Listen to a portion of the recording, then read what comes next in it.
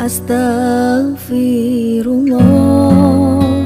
Assalamualaikum warahmatullahi wabarakatuh.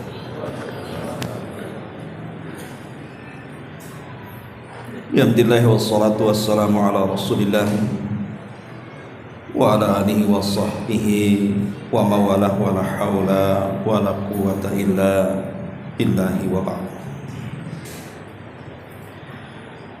Kita lanjutkan kajian kita, masih membahas kitab Tauhid, dan kita masuk pada bab asy-syafa'ati. Syafaat.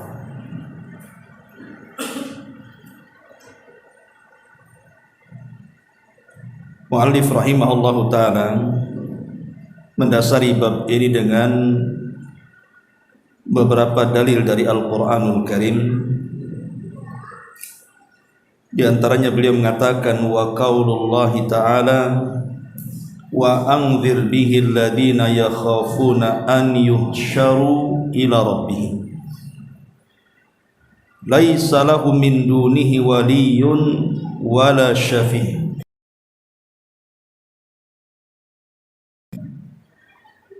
Dan berilah peringatan dengan apa yang telah diwahyukan yang dikumpulkan kepada Rabb mereka pada hari kiamat. Nyai seorang pelindung pun dan pemberi syafaat pun selain Allah agar mereka bertakwa.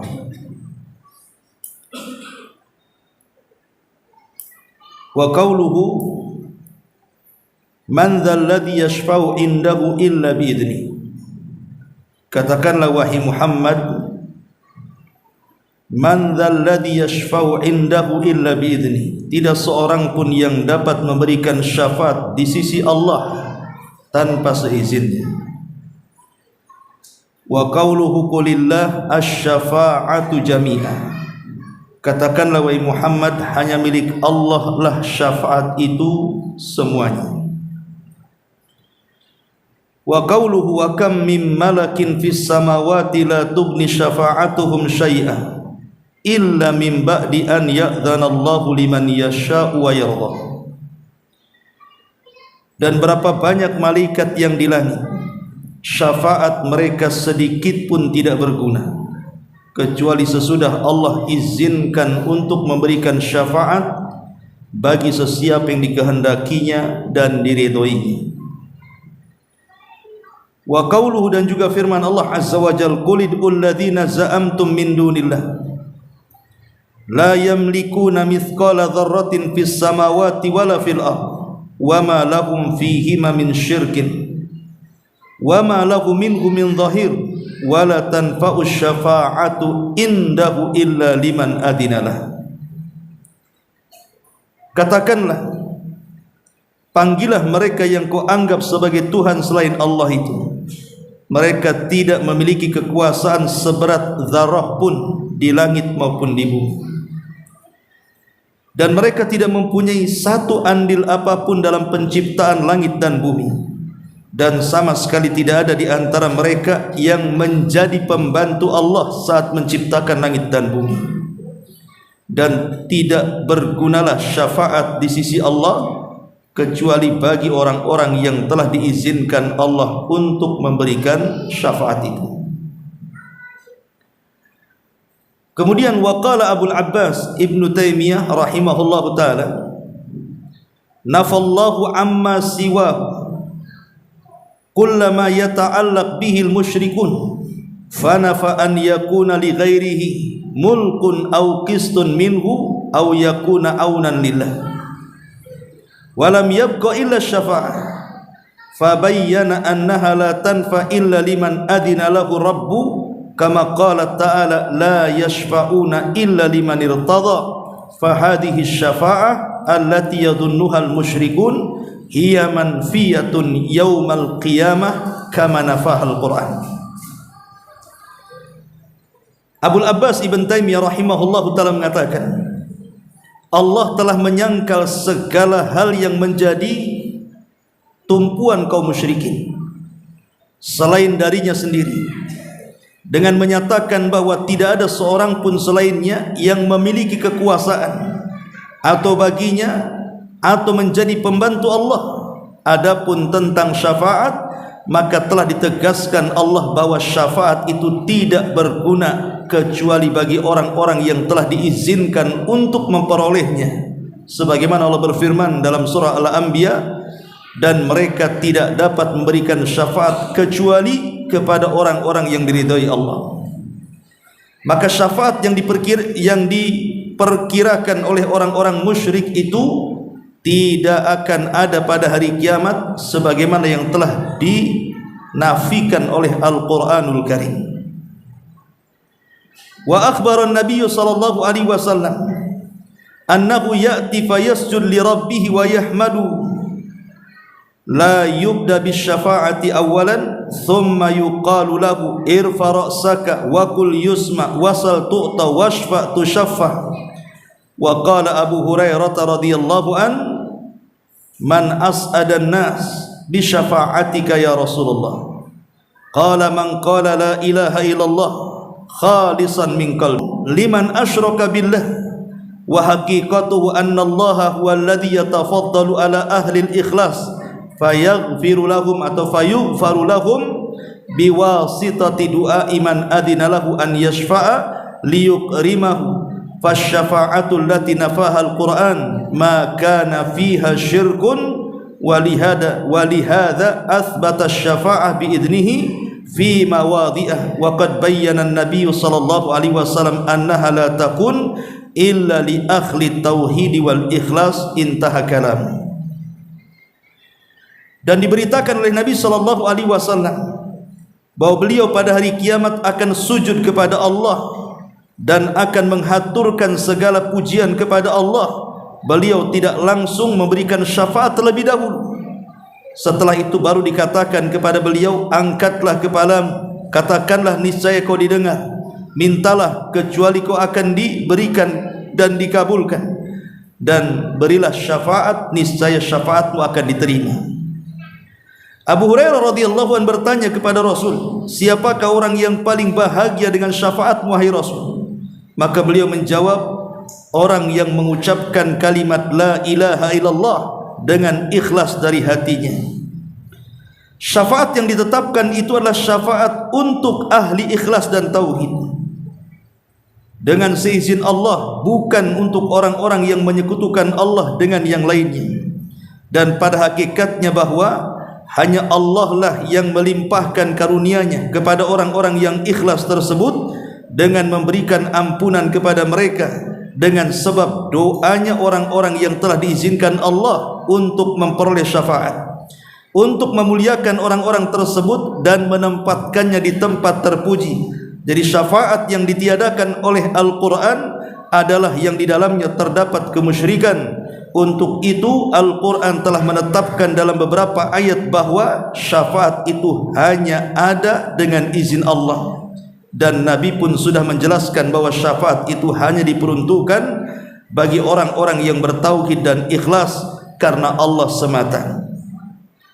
Inilah perkataan Syekh Muhammad ibn Abdul Wahhab di dalam Kitab Tauhid Bab Syafa'ah. Baik, kita akan bahas tentang syarah daripada Kitab Tauhid ini. Ma'asyiral muslimin yang dimuliakan Allah Subhanahu wa taala, apa itu syafaat? Syafaat itu artinya didul witr. Syafaat itu artinya genap, lawan daripada ganjil. Itu secara bahasa. Ada satu orang itu disebut witir, kemudian digabungkan dua orang menjadi asy-syaf'u. Makanya Allah mengatakan wasyaf'i wal watr, artinya dan yang genap serta yang ganjil. Tapi yang dimaksud syafaat di sini adalah tawassut lil ghairi fi jalbin naf'i au daf'i dhurri. Jadi syafaat itu artinya kita menjadikan orang lain wasilah untuk mengambil sebuah manfaat atau mencegah sebuah madarat. Saya contohkan yang mudah saja. Umpamanya saya berkawan dengan caklis di sini.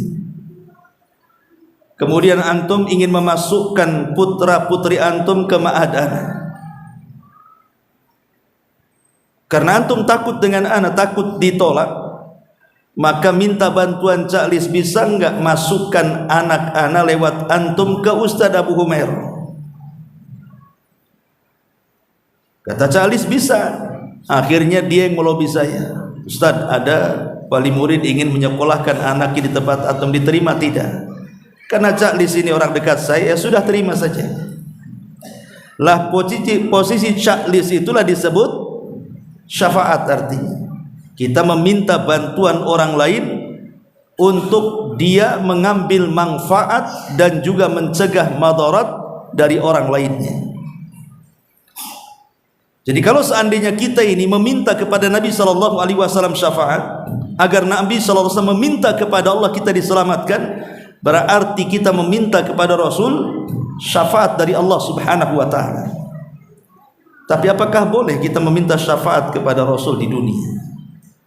Makanya kita mengatakan, ya Rasulullah, berikan syafaat kepada. Bukankah dalam hadis-hadis Nabi SAW sudah jelas bahwa Rasul akan berikan syafaat? Boleh tidak kita mengucapkan, ya Rasulullah isfa'li, wahai Rasul, berikan syafaat kepadaku? Boleh? Boleh enggak kita ngomong begitu? Atau dengan bahasa lain, Allahumma rzuqni bi syafa'atin Nabi, ya Allah, berikan rizki kepadaku agar aku mendapatkan syafaat Nabi. Mana yang benar? Yang kedua, kenapa kita tidak boleh langsung meminta syafaat kepada Rasul di dunia? Karena Rasul belum mendapatkan izin. Cemana dia akan berikan syafaat? Dan izin itu nanti di akhirat, ketika manusia sudah datang kepada Adam, kepada Nuh, kepada Ibrahim, kepada Musa, kepada Isa, baru kepada Nabi SAW. Baru di situ Nabi SAW mengatakan, ana laha, kan kucoba. Kemudian dia mendatangi Allah Subhanahu wa ta'ala, kemudian sujud dengan sujud yang lama. Baru di situ Allah Subhanahu wa ta'ala katakan, irfa ra'saka ya Muhammad, angkat kepalamu wahai Muhammad, sal tu'ta, minta kau diberi, kul tusma, katakan kau didengar, isfa tu syafa', mintalah syafaat, aku akan beri kau syafaat. Artinya izinnya memberikan syafaat kepada Rasul kelak di akhirat, bukan di dunia. Makanya tidak boleh kita mengatakan, ya Rasulullah, berikan syafaat kepadaku. Tetapi yang benar adalah, ya Allah, berikan rizki kepadaku agar aku mendapatkan syafaat dari Nabi-Mu. Karena ucapan ya Rasul berikan syafaat ini terjadi ketika terjadi fitnah di Mesir. Mungkin akhir-akhir sekitar abad ke-7 di zaman Al-Imam Abul Iz Al-Hanafi. Ketika itu Mesir dipimpin oleh kerajaan zalim, ya, penguasanya zalim, sampai di mimbar-mimbar orang itu membicarakan soal syafaat, sehingga dijadikan kalimat ya Rasulullah isfa'li, wahai Rasul, berikan syafaat kepadaku, itu selalu dibaca selepas azan. Maka ini kesyirikan nih. Nabi SAW tidak memberikan syafaat kecuali setelah izin dari Allah Subhanahu wa ta'ala. Dan orang yang akan diberikan syafaat pun harus dapat redha dari Allah. Karena syafaat itu syaratnya dua, al-idhnu war-ridha. Harus ada izin dari Allah, kemudian harus ada redha dari Allah. Izin kepada yang akan memberikan syafaat, redha kepada orang yang akan diberikan syafaat. Jadi tidak boleh kita ini mengatakan, ya Rasulullah, wahai Rasul, berikan syafaat kepadaku. Atau umpamanya kita ini punya anak saleh, hafal Quran, rajin salat, manhajnya bagus. Kita tahu bahwa syafaat itu kan bukan hanya diberikan oleh Rasul saja, bahkan anak juga bisa memberikan syafaat kepada orang tuanya. Kalau umpamanya kita punya anak saleh, nampaklah saleh, hafal Quran, hafal banyak hadis, orangnya rajin ibadah, kemudian kita katakan, nah, saya minta syafaatmu pada hari kiamat, boleh? Tidak boleh. Karena belum tentu dia dapat izin kan, walaupun nampak dia saleh. Lah begitu juga ucapan kita kepada Nabi SAW, ya Rasulullah, berikan syafaat kepadaku. Tapi yang benar ucapannya adalah, ya Allah, berikan rizki kepadaku agar aku mendapatkan syafaat Nabi-Mu. Kalau itu benar, karena tidak memastikan. Ma'asyiral muslimin yang dimuliakan Allah Azza wa Jalla, lah di sini pengarang ini ingin membantah orang-orang musyrik. Sebelum bab ini kan kita cerita tentang keagungan para malaikat, di mana mereka makhluk yang tidak pernah bermaksiat kepada Allah, yang senantiasa taat beribadah kepada Allah, tapi mereka juga tunduk patuh kepada Allah Subhanahu wa taala, takut kepada Allah. Seolah-olah korelasinya, kalau kita meminta syafaat kepada para malaikat, di mana malaikat pun akan berikan syafaat pada hari kiamat kan. Tetapi kalau kita meminta di dunia kepada para malaikat syafaat, maka tidak boleh, walaupun mereka makhluk yang jelas-jelas tidak bermaksiat sama sekali dan terus-menerus beribadah kepada Allah, apalagi selain malaikat. Karena ada di dunia ini orang-orang yang datang ke kuburan wali-wali, ke kuburan orang-orang saleh, karena dia merasa banyak dosa, dia tidak layak langsung meminta sesuatu kepada Allah Subhanahu wa taala. Akhirnya mereka mendatangi kuburan wali-wali, kuburan orang-orang yang dianggap saleh, kuburan para habaib dan yang semacamnya. Kemudian mereka menjadikan wasilah orang-orang yang dikubur itu sebagai perantara kita kepada Allah Subhanahu wa taala.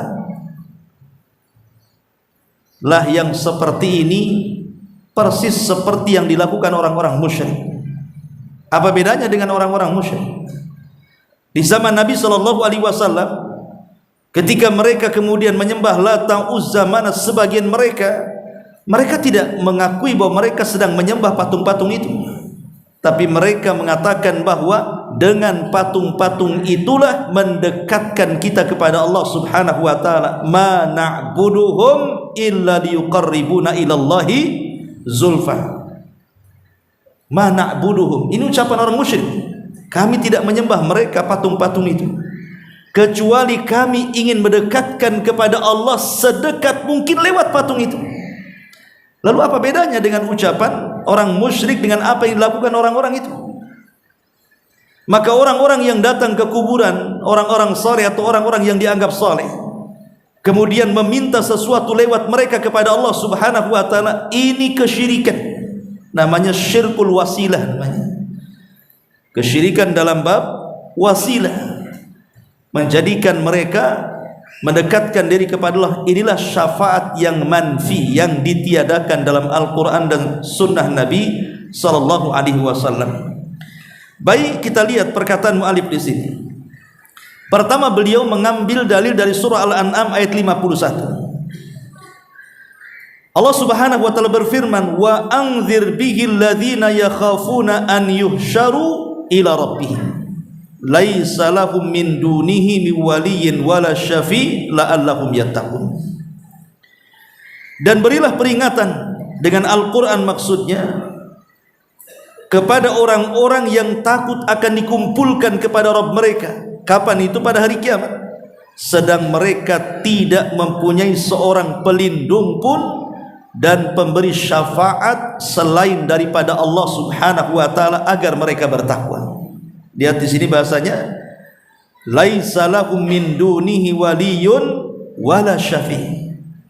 Pada hari kiamat mereka tidak punya pelindung, bahkan tidak ada yang sanggup memberikan syafaat kecuali Allah Subhanahu wa taala. Dari sini kita ketahui bahwa syafaat itu hanya milik Allah. Malaikat tidak mampu untuk memberikan syafaat. Nabi-nabi tidak mampu memberikan syafaat. Apalagi wali-wali tidak mungkin memberikan syafaat, karena syafaat itu hanya milik Allah. Makanya ditegaskan dalam surah Az-Zumar ayat 44-nya, qulillah asy-syafa'atu jami'ah. Katakan ya Muhammad, hanya milik Allah lah semua syafaat. Dari sini kita tahu bahwa syafaat itu mutlak milik Allah. Selain daripada Allah tidak berhak memberikan syafaat. Kemudian mu'alif juga mencantumkan beberapa dalil, di antaranya Al-Baqarah 225. Man dzalladzi yashfa'u indahu illa bi'idzni. Tidak ada seorang pun yang dapat memberikan syafaat di sisi Allah tanpa izin. Dan Allah juga mengatakan dalam surah An-Najm 26-nya, wa kam mim malakin fis samawati la tughni syafa'atuhum syai'a illa min ba'di an ya'dzana Allah liman yasha' wa yarda. Dan berapa banyak malaikat di langit, syafaat mereka sedikit pun tidak berguna kecuali sesudah Allah mengizinkan untuk memberikan syafaat bagi siapa saja yang dikehendaki dan diridhoi. Di sini muallif ingin menjelaskan tentang syarat. Apa sih syarat-syarat syafaat itu? Ada yang mengatakan bahwa kalau kita bicara tentang syarat syafaat itu ada 4 macam.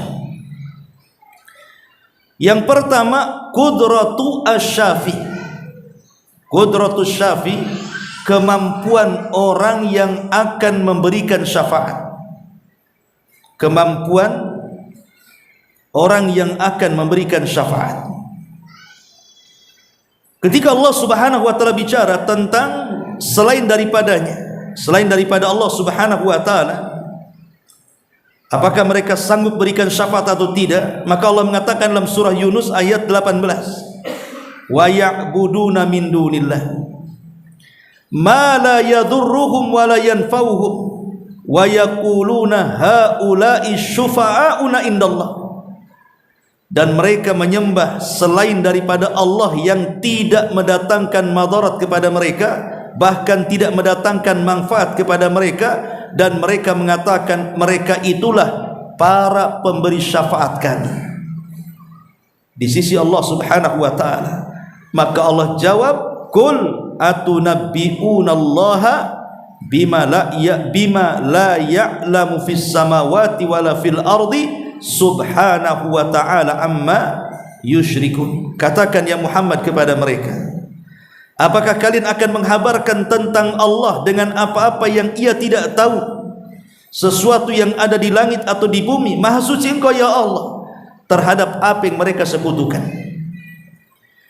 Artinya bahwa ketika selain daripada Allah Subhanahu wa taala mereka tidak sanggup mendatangkan manfaat dan madarat, maka mafhum mukhalafahnya hanya Allah lah yang sanggup mendatangkan manfaat dan mencegah madarat. Berarti yang bisa memberikan syafaat hanya Allah saja. Inilah yang disebut qudratus syafi.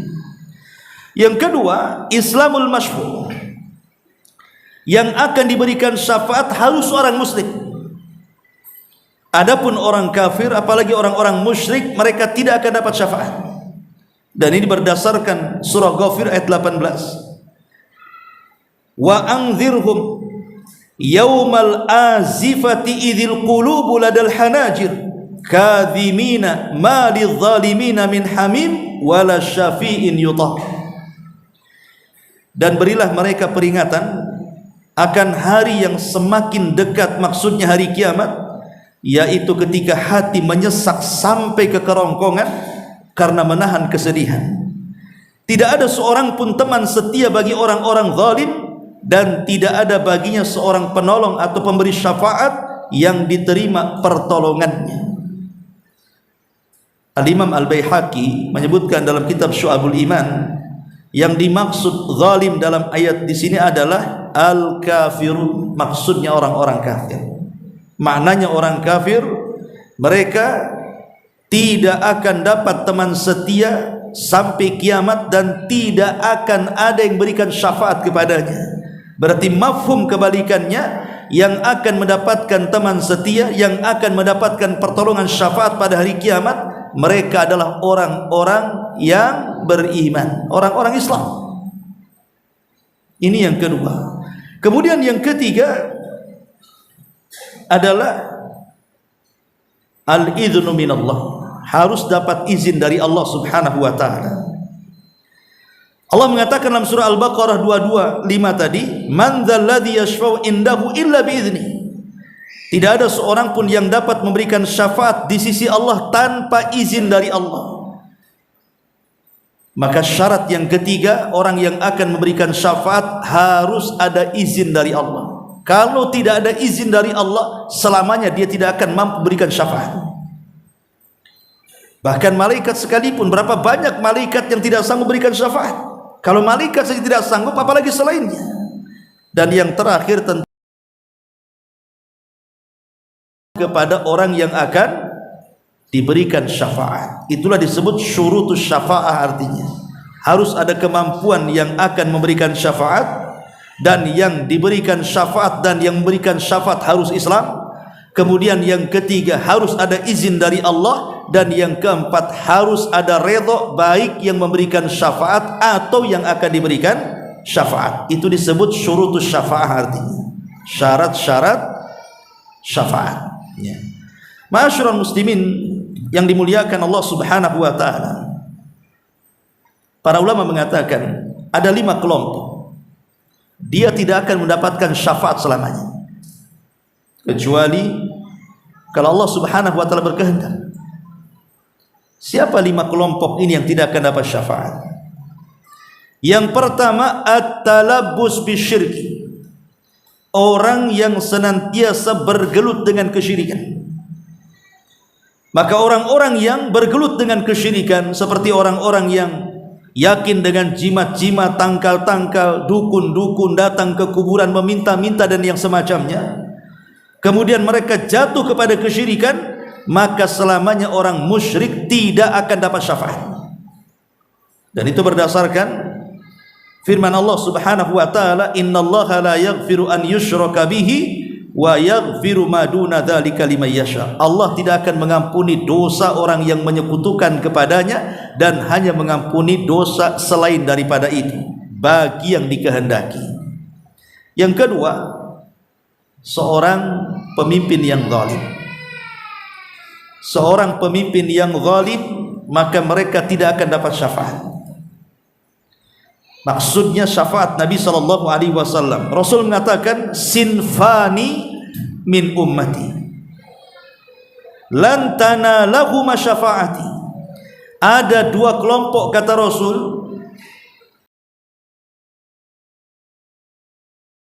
pada hari kiamat. Salah satunya Rasul mengatakan imamun zalum, imam yang zalim, imam yang pemimpin yang fajir, pemimpin yang zalim. Maka mereka tidak akan dapat syafaat dari Nabi SAW. Kemudian yang ketiga, at-takdzibu bisyafa'at. Orang-orang yang mendustakan syafaat, maka al-jaza min jinsil amal. Ketika orang mendustakan syafaat, justru dia tidak akan dapat syafaat. Nabi SAW mengatakan, man kadzdzaba bisyafa'ati falaysa lahu fiha nasibun. Siapapun yang mendustakan syafaat, maka dia tidak akan mendapatkan sedikit pun dari bagian syafaat. Seperti siapa yang mendustakan syafaat? Orang-orang Mu'tazilah, orang-orang Khawarij.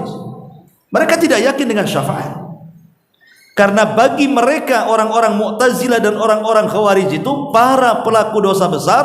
Kalau masuk neraka tidak mungkin keluar lagi, alias kekal di dalamnya. Sementara kita ahli sunnah tidak. Para pelaku dosa besar di bawah kepada kehendak Allah. Kalau Allah mau, Allah ampuni dosanya dan tidak masuk neraka. Tapi kalau Allah mau, Allah masukkan dulu ke neraka, kemudian dapat syafaat, dikeluarkan dari neraka. Makanya Mu'tazilah dan Khawarij, mereka orang-orang yang mengingkari adanya syafaat. Maka kata Rasul, man kadzdzaba bisyafa'ati falaysa lahu fiha nasib. Orang yang mendustakan syafaat, justru dia tidak akan dapat syafaat. Ini yang ketiga. Yang keempat, al-ihdatsu fid din. Orang-orang yang melakukan bid'ah dalam agama. Orang-orang yang senantiasa mengada-adakan sebuah perintah yang tidak diperintahkan, alias bid'ah. Karena nanti pada hari kiamat ada orang-orang yang terusir dari telaga Nabi SAW. Kemudian Nabi SAW memanggil orang-orang yang terusir dengan mengatakan, ya Rabb, mereka umatku. Kenapa mereka dilarang minum? Allah Subhanahu wa taala mengatakan kepada Rasul, biarkan mereka terusir, suhkan.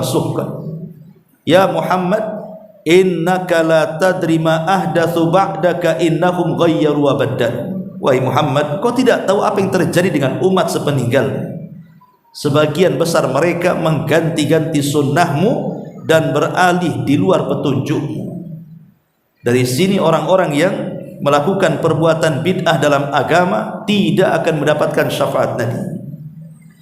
Kemudian yang kelima, orang-orang yang tukang laknat, orang-orang yang lisannya tidak pernah dijaga, yang suka mengeluarkan kata-kata kotor, kata-kata laknat, kata-kata binatang, kata-kata setan dan begitu seterusnya, maka orang seperti ini tidak akan dapat syafaat. Kata Rasul, innal la'anina la yakununa syuhada wala syufa'a yaumal qiyamah. Sesungguhnya tukang laknat, mereka tidak akan dapat saksi, bahkan tidak akan mendapatkan syafaat pada hari kiamat. Maka jaga lisan, jangan mudah melontarkan kalimat-kalimat kotor, kalimat-kalimat binatang, kalimat-kalimat setan dan yang semacamnya, karena terancam tukang laknat itu tidak akan mendapatkan syafaat. Dan yang terakhir, kullu ghalin marikin, setiap orang yang melampau dalam agama, seperti Khawarij, mereka melampau dalam agama, ghulu, ya, sehingga di luar dari batas-batas yang ditentukan oleh syariat. Lah 6 kelompok ini tidak akan mendapatkan syafaat dari Nabi sallallahu alaihi wasallam. Ma'asyiral muslimin yang dimuliakan Allah Azza wa Jalla. Kemudian pengarang membawakan dalil juga dari As-Saba ayat 22. Qul id'ul ladzina za'amtum min dunillah la yamlikuna mithqala dzarratin fis samawati wala fil ardh wa ma lahum fihima min syirkin wa ma lahum minhum min dhahir wa la tanfa'us syafa'atu indahu illa liman adinalah. Katakan ya Muhammad, ajak mereka, seru mereka, panggil mereka yang kamu anggap sebagai Tuhan selain Allah itu. Mereka tidak memiliki kekuasaan seberat biji zarah pun. Mereka bukan pencipta langit dan bumi. Sebiji zarah pun mereka tidak memiliki kekuasaan di langit ataupun di bumi. Ini yang pertama. Yang kedua, mereka tidak mempunyai satu andil pun dalam penciptaan langit yang bumi. Artinya ketika Allah menciptakan langit dan bumi, mereka tidak berkongsi dengan Allah untuk menciptakan langit dan bumi. Atau yang ketiga, mereka sama sekali tidak menjadi pembantu Allah saat menciptakan langit dan bumi.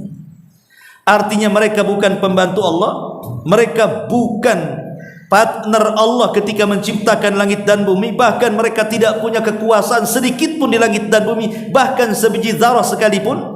Mungkin mereka memberikan syafaat? Tidak. Orang Tuhan-Tuhan selain daripada Allah itulah tidak berkuasa. Macam mana akan berikan syafaat? Maka Allah singgung di sini. Kemudian Allah Subhanahu wa taala mengatakan, "Wala tanfa'us syafa'atu indahu illa liman adzinalah." Kecuali Allah lah yang akan berguna syafaatnya, dan mereka orang-orang yang akan diberikan syafaat itu setelah ada izin dari Allah Subhanahu wa taala. Ma'asyiral muslimin yang dimuliakan Allah Subhanahu wa taala, bicara sedikit syafaat. Syafaat itu kan ada dua macam, ya. Ada syafaat di dunia, ada syafaat di akhirat. Maksudnya syafaat di dunia ini syafaat dalam urusan dunia. Adapun syafaat dalam urusan dunia, maka selama orang yang kita minta syafaat itu dia sanggup dan mampu untuk menolong kita, tidak ada masalah. Tidak ada masalah kalau dia memang tidak melanggar hak-hak dan kewajiban. Tapi kalau seandainya kemudian orang-orang ini kemudian melanggar hak-hak dan kewajiban, contoh umpamanya di zaman Nabi SAW, Aisyah radhiyallahu anha bercerita tentang orang-orang Quraisy kebingungan dengan masalah seorang wanita dari Bani Mahzum. Jadi ada anak pejabat Bani Mahzum itu seorang wanita, dia mencuri. Kemudian ketahuan, dan harta yang dicuri itu sudah sampai kepada level potong tangan. Akhirnya kemudian Nabi SAW memerintahkan agar memotong tangan wanita itu.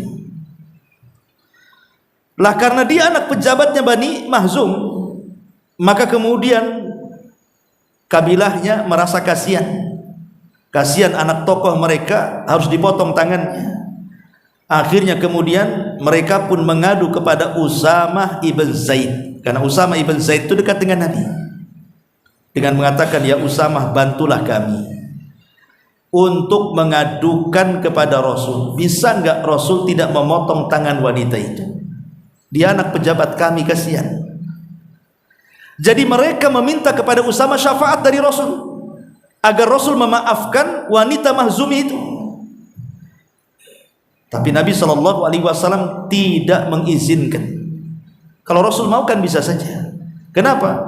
Karena syafaat yang seperti ini akan menggugurkan hak-hak manusia.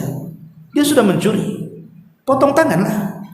Dari sini Nabi SAW mengatakan, ayyuhan nas, innama ahlakal ladzina qablakum annahum kanu idza sariqa fihimus syarif tarakuhu wa idza saraka fihimudh dhaifu aqamu alaihi al-had wa aimullah, kata Rasul, lau anna Fatimah binta Muhammadin saraqat laqata'tu yadaha.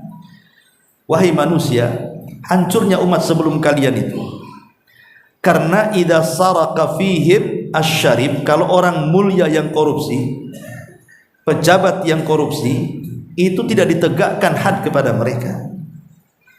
Tapi kalau orang miskin yang mencuri, maka langsung dihukum dengan seberat-beratnya.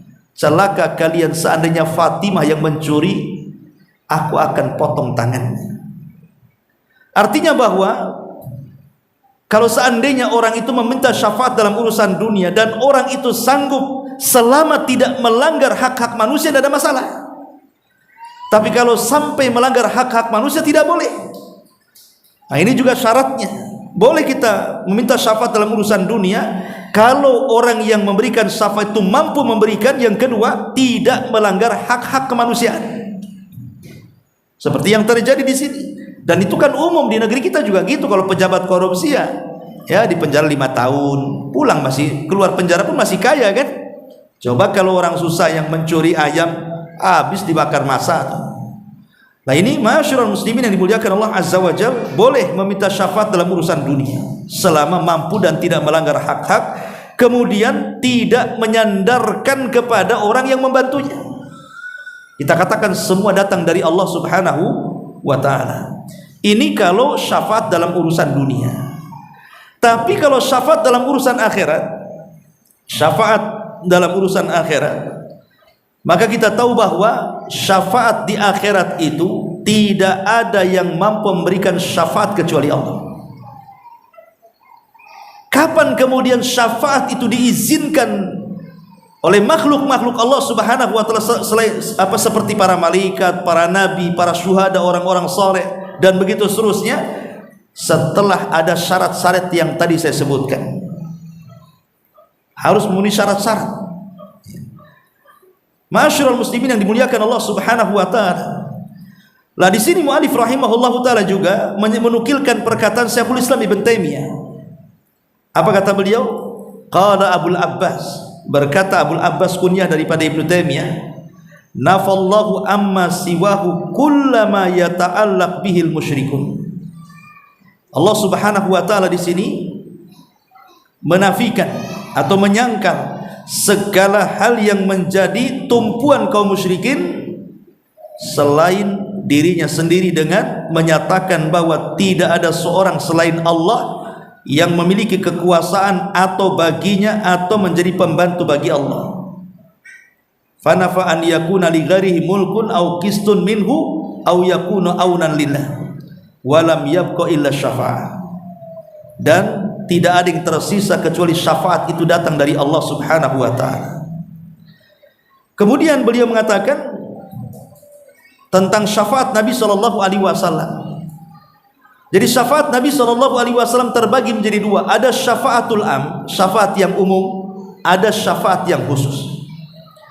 Syafaat yang umum itulah yang disebut dengan syafaatul uzma, syafaat besar, di mana orang datang kepada Adam, kepada Nuh, kepada Ibrahim, kepada Musa, kepada Isa, ujung-ujungnya kepada Nabi sallallahu alaihi wasallam. Ini syafaat umum yang disebut dengan maqam mahmud.